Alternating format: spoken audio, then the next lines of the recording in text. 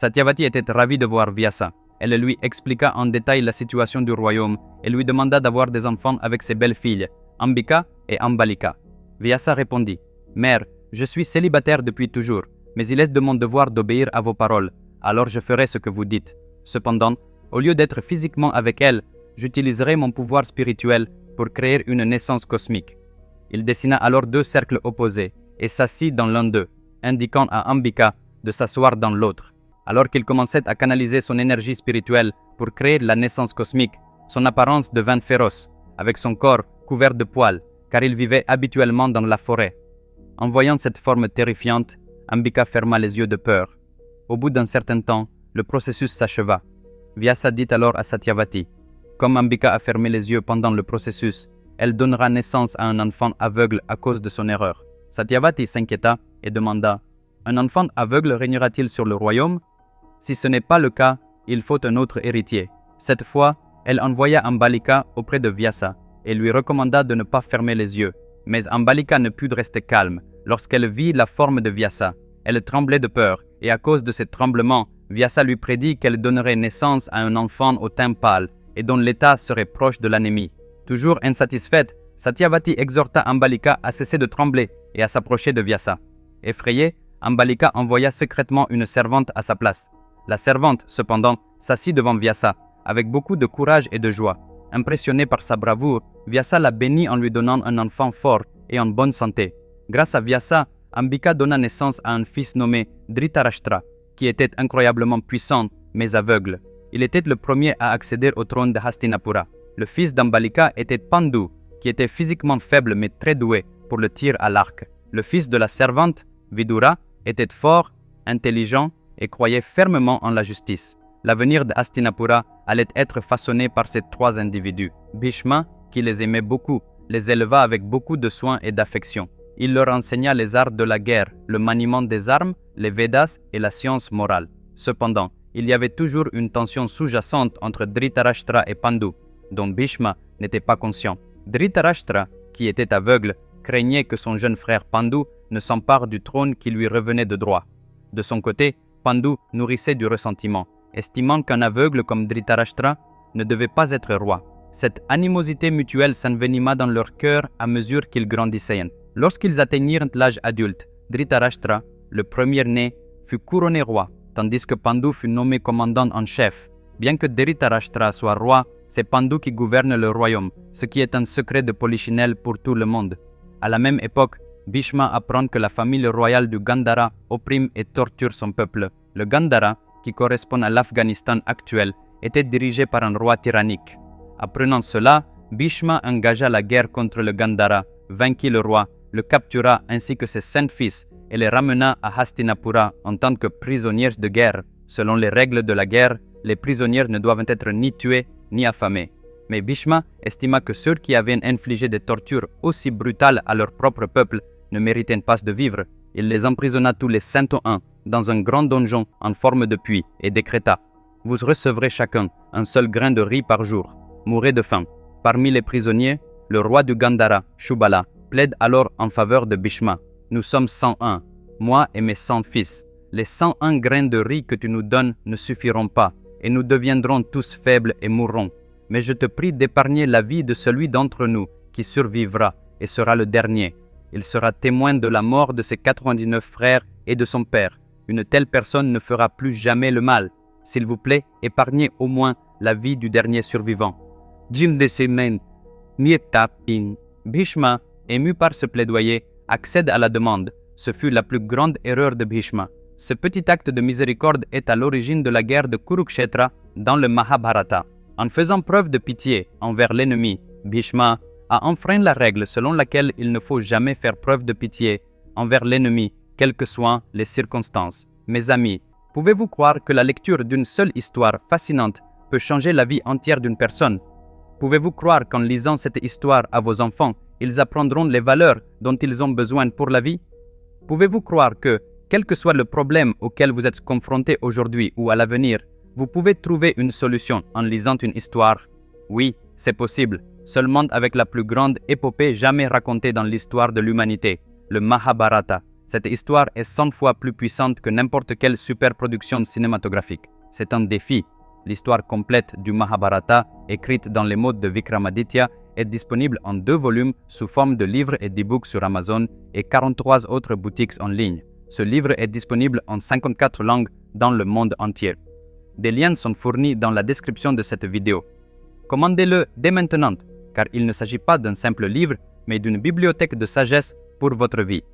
Cette nuit-là, les soldats donnèrent à chacun des 100 ans prisonniers un grain de riz. Le roi Shubala du Gandhara appela ses 100 fils et leur dit « Mes fils, nous avons tourmenté le peuple, et maintenant, Bhishma a l'intention de nous tuer d'une manière encore plus cruelle en nous laissant mourir lentement de faim. Mais il a promis d'épargner le dernier d'entre nous encore en vie. Ce dernier survivant doit être le plus sage d'entre nous. C'est lui qui provoquera la destruction complète de la famille et du royaume de Bhishma. Ceux qui veulent nous voir souffrir et mourir de faim doivent affronter des épreuves sans précédent dans l'histoire. Mais pour y parvenir, la force seule ne suffit pas. Nous ne pouvons pas vaincre Bhishma par la force physique. Nous devons être plus malins que lui. Alors ce soir, je vais vous faire passer un test. Seul celui qui réussira cette épreuve recevra les 101 grains de riz en guise de nourriture. Les autres doivent se préparer à sacrifier leur vie. Shubala poursuit. Chacun d'entre vous a un grain de riz. Celui qui parviendra à enfiler une ficelle au milieu du grain sans le casser sera considéré comme le plus sage, et je lui donnerai tout le riz. Tous ses fils essayèrent, mais les grains continuaient à se briser. Parmi eux, le plus jeune fils remarqua un petit objet en forme de tube et une fine paille de balai à proximité. Il plaça le grain de riz à l'une des extrémités du tube, attacha une ficelle à la patte d'une fourmi et guida doucement la fourmi dans le tube. N'ayant pas d'autre issue, la fourmi s'est enfoncée dans le grain de riz en y enfilant la ficelle. Le grain est resté intact. Le jeune prince montra alors le grain enfilé à son père. Shubala, fou de joie, déclara « Ce garçon peut à lui seul nous venger. » Il rassembla alors tous les grains de riz en une seule masse et la donna à manger à son fils. Ce fils s'appelait Shakuni. Shakuni grandit et devint très sage. Il pouvait déceler les forces et les faiblesses d'une personne rien qu'en la regardant. Avec son discours calme et persuasif, il pouvait plier n'importe qui à sa volonté. En l'espace de quelques semaines, les 99 frères de Shakuni périrent les uns après les autres. Finalement, il ne resta plus que Shakuni et son père, le roi Shubala. Shubala appela son fils et lui dit « Shakuni, nous avons vu nos 99 frères mourir sous nos yeux. Personne qui est responsable de notre mort ne devrait être autorisé à vivre. Moi aussi, je vais bientôt mourir et tu seras le dernier d'entre nous. Mais le temps a le don de guérir les blessures les plus profondes. Lorsque vous serez libérés et retournerez dans notre royaume, le confort et les joies que vous connaîtrez vous feront peut-être oublier notre vengeance. Si cela se produit, nos morts seront vaines. J'ai donc pris une décision. » Shubala saisit la jambe de Shakuni, le regarda en souriant et soudain, d'un geste rapide, brisa la jambe de Shakuni près du genou. Alors que Shakuni hurle de douleur, Shubala lui dit « En te cassant la jambe, j'ai fait de toi un infirme. À partir d'aujourd'hui, tu marcheras en boitant. Chaque pas que tu feras sera un rappel constant de notre vengeance. Moi aussi, je mourrai aujourd'hui. Après ma mort, prenez l'os de ma cuisse droite, broyez-le contre une pierre et utilisez-le pour fabriquer des dés. Ces dés contiendront mon pouvoir, et quel que soit le nombre que tu souhaites lancer, les dés obéiront à ta volonté. » Après avoir donné ces instructions, Shubala mourut. Shakuni, rempli de chagrin et de colère, prit l'os de la cuisse de son père et, perdu dans ses pensées, se mit à le broyer contre une pierre. Il décida « Agir avec précipitation conduira à l'échec. Je dois attendre que l'occasion se présente. Lorsque le moment sera venu, je serai tout prêt et, grâce à un plan soigneusement élaboré, j'empoisonnerai et détruirai lentement ce royaume. » Comme promis, Bhishma libère Shakuni, le dernier survivant. Mais Bhishma voulait s'assurer qu'il n'y aurait pas d'inimitié avec le royaume du Gandhara. Il décida que la meilleure façon de garantir la paix était de proposer une alliance matrimoniale. Quelques mois plus tard, Bhishma se rendit au Gandhara et proposa à Dhritarashtra et à la sœur de Shakuni, Gandhari, de se marier. Il fait de l'éloge de Dhritarashtra, de sa force, de sa sagesse et de sa droiture, le présentant comme le partenaire idéal. Ce n'est qu'à la fin de sa proposition que Bhishma mentionne que Dhritarashtra est aveugle. Shakuni, furieux, réplique « Tu lui as vanté toutes ses grandes qualités et tu révèles à la toute fin qu'il est aveugle. Ma sœur n'a pas besoin d'épouser un aveugle. » Gandhari, entendant cela, se leva, courut dans sa chambre et ferma la porte à clé. Tout le monde se précipita vers la porte, frappa fort et la pressa d'ouvrir. Lorsqu'elle l'ouvrit enfin, tout le monde fut choqué.